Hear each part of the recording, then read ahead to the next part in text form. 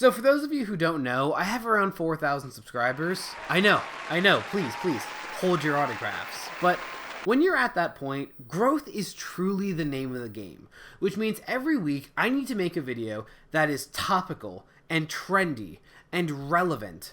And I didn't do that this week because I brought something fucking hilarious instead. Let's take a look, shall we? I'm gonna put that there for right now. That's fine. That's professional. So for those of you who don't know who Trisha Paytas is, you're not missing much, but basically she is a talentless online creator who is fueled by only two things. One being to make as much money as humanly possible by any means necessary, and two being to get as famous as possible, to get as much attention as possible, no matter what that cost is.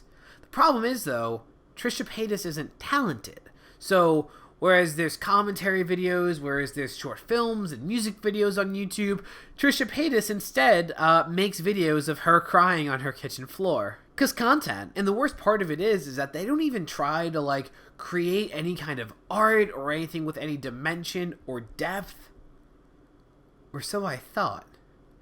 Because you see, Trisha Paytas isn't only a best-selling musician nowadays. She's also decided to dip her toe into filmmaking.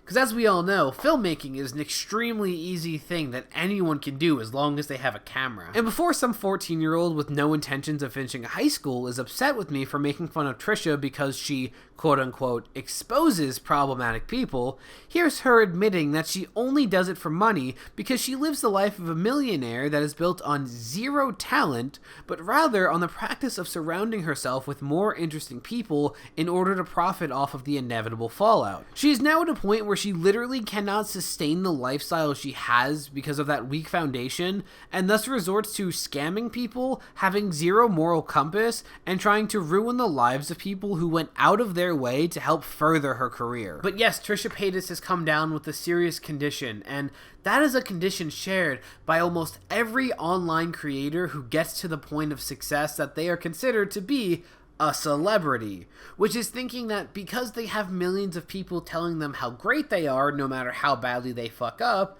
well, now they're suddenly talented in things they've never done before, like making music, or acting, or making a film. And I'm not saying anything against actually dipping your toe in new forms of art.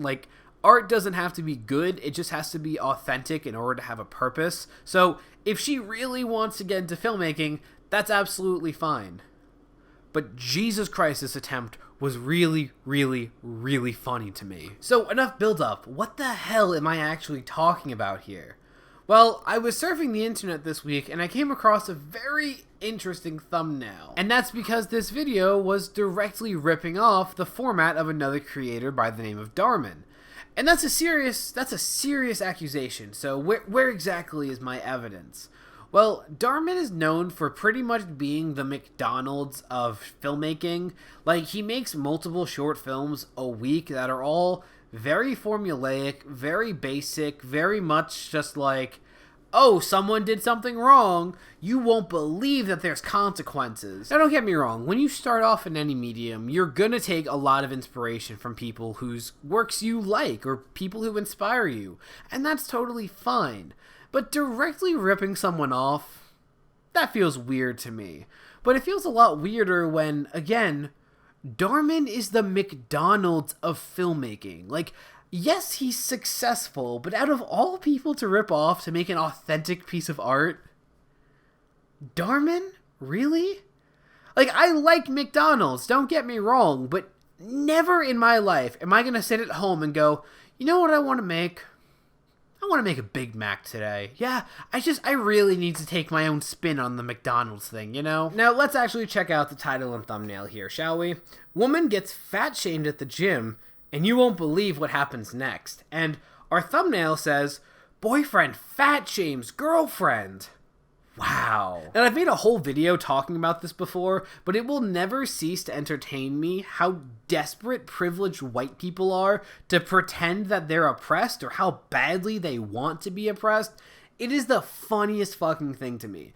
You are a multi-millionaire who won the fucking lotto to have what they have right now. And you have the audacity to be like, I'm going to express myself in film, and it's going to be about how I get fat shamed. Yeah, Trisha, your life is so hard, I'm sorry. And this is coming from someone who, yeah, I'm very clearly overweight, but like, come on, dude. Good start with the like-to-dislike ratio, double the dislikes, but, you know, Trish is a controversial figure. This video was posted on the H3H3 subreddit, so that could be the source of some dislikes, so let's start playing the video now. I actually have not watched this yet, because I wanted to give an authentic reaction. First frame, here's what I noticed. The first frame. The lighting is super boring, because I'm 99% sure she just opened a window and let the sunlight light her entire scene. I mean, as we all know, it is incredibly difficult for millionaires filming something alone inside their own home to come up with new and innovative ways to use light to their advantage, right? Yeah, so difficult. Also, do you know how easy it is to edit out those screen glares? That's easy. Come on, dude. I don't even know what to do in this gym. Come on, baby. You have to work out. Don't you love me as I am? I don't even have headphones on and I caught that. Why did you cut after going... That way it went... Don't you love me as I am? You have to work out. Don't you love me as I am? I'm already noticing editing issues after 2 cuts. I'm not going to focus on the technical problems with this too much because that's boring. I want to focus on the actual art part of it. But, like, you couldn't do a second take when you go, or fade it out, or just kind of let the air go a little long. No, you had to go, don't you love me as I am? I don't even know what to do in this gym. Okay, I don't know what to do in this gym either. I've worked out, like, hundreds of hours in my life, believe it or not. What the fuck did Moses just move? What? I've never seen that before. Anyway, had no resistance. What is that? Okay, well, I'm here, aren't I? Yeah, but you gotta put in the work. I don't even know where to start. You see that treadmill? You go there, push the green button, you start. Okay. Hey, not here. Oh my god. Bro. This is why I don't feel bad making fun of this. They did not try at all to make this feel like a real short film. So they are very clearly in a private home gym. They very clearly are in a private home gym. You see the fucking garage door behind them. Her name is in the background on the furniture. They did nothing to dress the set to make it look like a public gym. They didn't put in the sound of people working out in the background. Nothing. This is a private gym. And yet someone really wrote the line of, oh, you can't kiss me here. The implication being he doesn't want anyone to see him kiss his fat girlfriend when, I'm sorry, you're in a private gym. That was too good, man. Oh my god. Also, the first 30 seconds, every line from the boyfriend has just been, you're lazy. You need to work out. Don't kiss me. Subtlety. Who needs it? Okay. So let's review. He told her to go on the treadmill, but he handed her weights. Okay, fine. Maybe she's gonna walk with the weights. I don't think that does anything, but fine. And we cut to her on the treadmill without the weights. Who needs continuity? Totally optional. Also, in this shot already, I can see both of their lav mics, the little clip-on mics that they're wearing. His is right here in his shirt, and hers, I don't see the actual mic, but I see the wire running up her back because she insisted on wearing a crop top for this. 1, Trisha could have put the wire on the other side. That's not difficult. And 2, they sell things for like $30 that will hide the lav mic under your shirt without clothes ruffling up against it. Or you could have bought a shotgun mic. Oh, well, that would involve effort. Never mind. Shotgun mics require actual knowledge to operate, so lav mics are easier, but, like, filmmakers have been hiding lav mics for, like, decades. That's not a new thing. You can afford to do that. Whatever. Oh my god, you're going so slow. What are you doing? I can't go that fast. You need this. I'm pushing you. No, babe, really, I can't go that fast. Oh my god. No, that did not just happen. I just love the idea that the treadmill's going at like 5 miles an hour max. And she's just like, whoa! Babe, it's too fast. Whoa! Oh, no, I'm sorry. It was, whoa! Oh, the treadmill's not even on. Oh my god. Okay, so the treadmill's not on. Terrible that I can see that it's not on without even cutting to the next shot. 2, when you fall on a treadmill, he didn't hit stop, so you would go off the treadmill. Why is the treadmill stopped when you fell down? Completely overexposed backgrounds. Cool. Because, you know, a fucking decade or whatever she has of doing videos. How is she supposed to know that having a window behind the subject without more light coming from in front of the subject, how is she supposed to know that would blow out the background? That is some top tier filmmaker knowledge. How would anyone else know that? And because I'm talking a lot of technical shit before you ask, yes, I did go to film school, and before you say like, oh, you wasted your time and money, joke's on you, I went on a scholarship, so I didn't waste my money. I only wasted my time. Gotcha. 4 years, not getting that back. Okay, wait, there is so much. What is this shot? Moses looks like a toddler in this shot. He is so tiny. Trish is framed like fine if you want that level of headspace. Moses should be the same distance from the camera as Trish, because I don't know what the fuck they're doing, but like, holy shit, he looks so tiny. And I'm not saying, oh, she's fat so she takes up more space. No, this is just framed weirdly. Also, why do you have the arm of the elliptical in this shot if you're not using it to make depth? Like, if Moses was behind that and you were trying to get a clear, like, foreground, midground, background thing going, I kind of get it, but there's nothing behind it, so like, you're not making depth at all. Even if you moved it like a foot to the right, you would have some depth, but whatever, fine. They don't want to move their equipment, because why would they do that for filmmaking? Fine. I can't get over this shit. The walking is just... Call me a filmmaker, guys. I'm walking. Okay, so now Moses is on the other side of the treadmill, even though she fell with him on the left side, so... Yeah, why would we show him bending over on the background? That'd only be continuity, but fine. Amateur filmmaker, fine. Continuity isn't that important. It only shows you care about your product, but, you know, that's fine. No, babe, really, I can't go that fast! Ow, my arm, it really hurts. Come on. Ow, what the heck? Okay, 1, if your arm was broken, not like your wrist is fractured, because I've fractured my wrist, I was fine. But if you think your arm is broken, you would not be going, ow. And you're like, oh, Jimmy, she's not an actor, lay off. The writing's not good, the editing's not good, the directing's not good, the cinematography's not good, and the acting's not good. So what was the point of making this film? What did she have that she thought she could put into this project? I see nothing so far. Also, she fell on one arm. And yet, when the boyfriend tries to pick her up by the other arm, she's saying, ow, like he's pulling her from the broken arm. He's not. It's the other arm. I think it's broken. Come on, you gotta get up. I really can't move. Please cover your butt. This thing is so huge, they can see it all the way from the banana bar. If you wanted the boyfriend to be an interesting character, it should have been that he means well, but in his attempts to mean well, he ends up not doing what's best for his girlfriend. That's a little more interesting of a character. Instead, he's this very zero-dimensional, like, babe, you're fat, cover your butt, don't kiss me, I don't want anyone else to see us in our private gym that has your name on it in big letters in the background. Whatever, fine. The boyfriend's consistent, so I'll let it go. No, something is seriously wrong. Hey, what are you doing? People are taking pictures and laughing. I'm just trying to protect you. Can you at least call an ambulance? Something suddenly came up at work. You call. I gotta go. The boyfriend is leaving his girlfriend who wants to call an ambulance because something suddenly came up with work. That's how people act.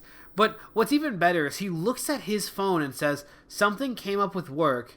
You call, and gives her the phone. So wait, it's her phone if he's leaving it with her, but yet he got a message about work? Okay, sure. Also, realistically, if there's a gym with other people, if a woman falls on the treadmill and is screaming that her arm is broken, there will be at least 5 people coming over to be like, hey, are you good? Did you get hurt? Are you okay?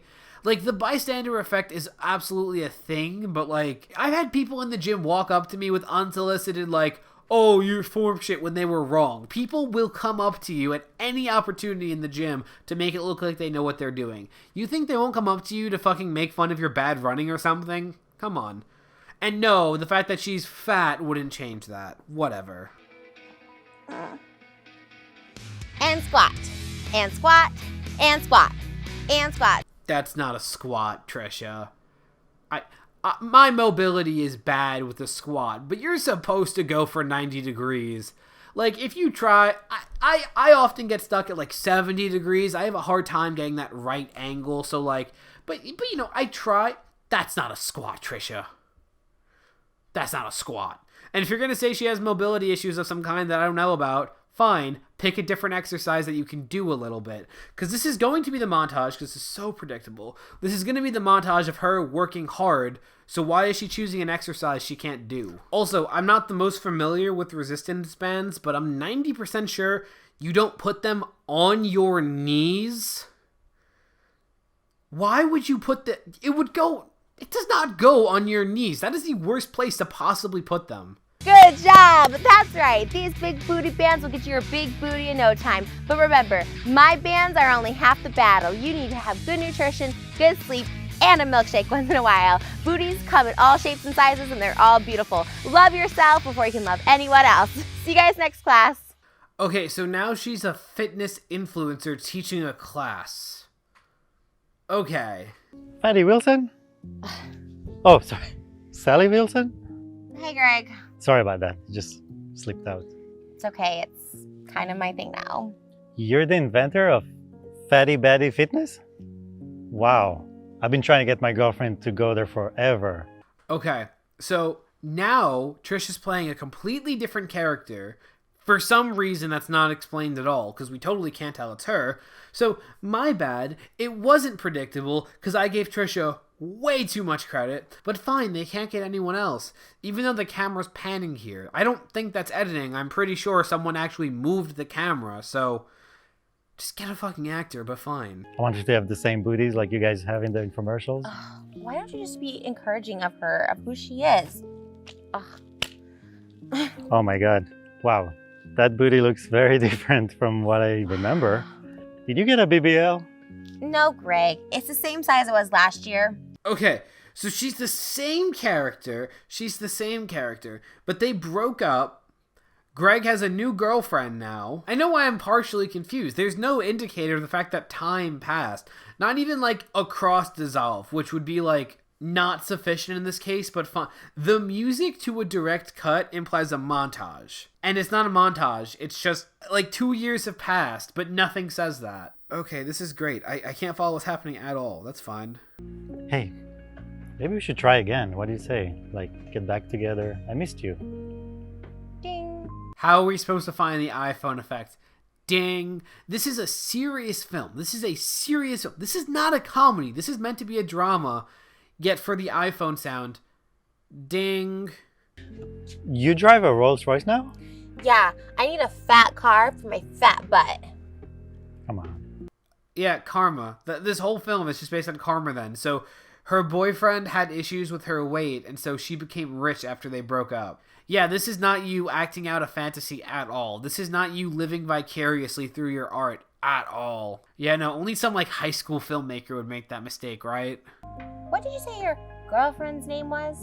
Alina? Why? Looks like Alina just DM'd me for some private lessons. Plot twist.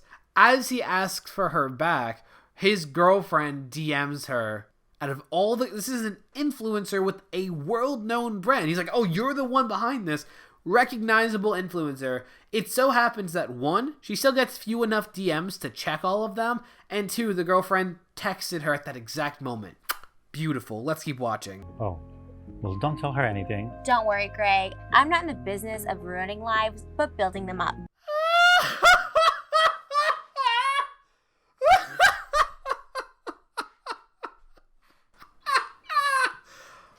I'm sorry, aren't you the one who physically abused your boyfriend? I'm sorry, aren't you the ones who stoked tensions in the Klein family to the point that Hila and her own brother don't talk anymore? I'm sorry, aren't you the person who literally made a career off of fabricating drama? I'm sorry, aren't you the person whose skincare product gave someone chemical burns and yet you won't even talk to them about it? Your life is based on building other people up. You went on fucking drama alert after you yourself said that any single person person who does that is a lowlife. Oh my fuck. The thing is, like, I know it's no, this is Trisha trying to play herself. This is clearly Trisha trying to, like, be the hero in her own story. And because everyone knows that she's not the hero in the real world, she literally had to make a film where she's the hero just to make sure that at least, you know, now we know she is the hero. Maybe there's a chance you'll give me like one-on-one lessons, you know, the fatty, booty, baddie class thing. You know, I have a better idea, Greg. You do it. Something suddenly came up in work, and I have to go. Oh, it's okay. Continuity. It's safe. He got his phone back, guys. I was worried. He got his phone back after, like, the 2-year time jump. Great. Because, again, she checked her phone for DMs and then just gave him her phone. I was worried. I really thought they were going to leave that as a plot hole, but it's okay, guys. The Trisha Paytas cinematic universe. It has some continuity after all. Hey, guys. Thanks for watching another Trish Talks. I encourage you to share this video and send it to help educate your fellow person, because only we as a humanity can grow if we educate each other. Ignorance is bliss, but ignorance is also taught. Let's teach it to be the opposite of ignorance. Let's teach it to be forever wonderful. Fat shaming is not cool. It's 2021, and you can't tell how healthy a person is just by looking at them. Fat shaming isn't cool. That's fair. I am so fucking tired of this idea of you can't tell how healthy someone is by looking at. Bro, it's if you make decisions that result in you being overweight, you shouldn't be disrespected for that. If you make decisions that result in you being obese, you shouldn't be disrespected for that. And I'm saying this as someone who is overweight. But can we stop this crazy shit of trying to pretend obesity is suddenly healthy?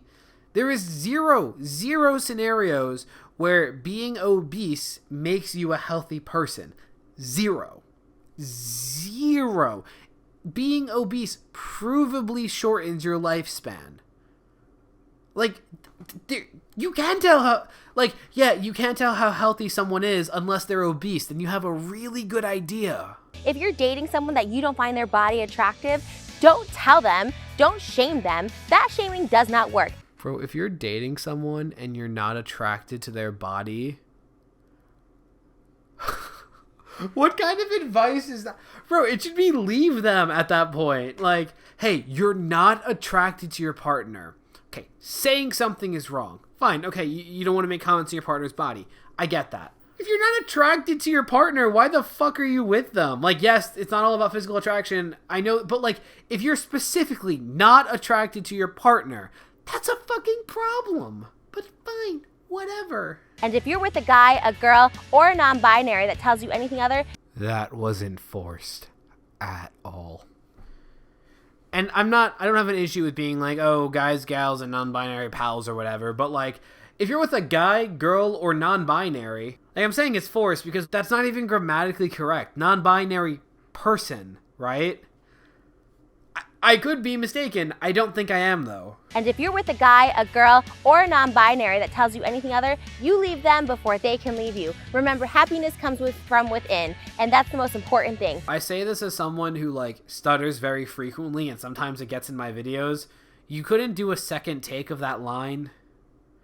You have a cameraman, and Moses is there. You couldn't have no one realized that she stuttered? No one. Okay, fine, whatever. Also, you're supposed to build people up and tear them down, but also, out of spite, you leave them before they leave you. Yeah, but I build people up, but you leave them before they leave you. You give them what they deserve.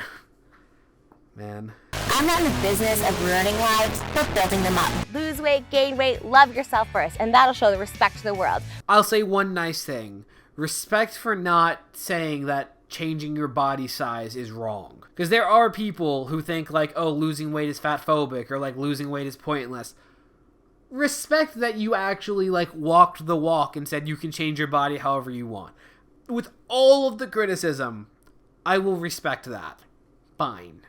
Bro, that had the energy of like PBS Kids commercials like, hey guys, you know, bullying ain't cool, so if you see someone being a bully at school, be cool, not a fool, and help them and make the bully drool. Yeah! That is...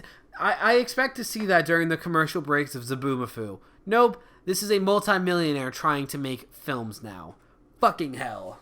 And this is going to be a series, which means even better. even better. It's going to be a series. I can't wait to see the next one, Trisha. I also just love the idea that Trisha thinks she's in a position in life to be a motivational speaker.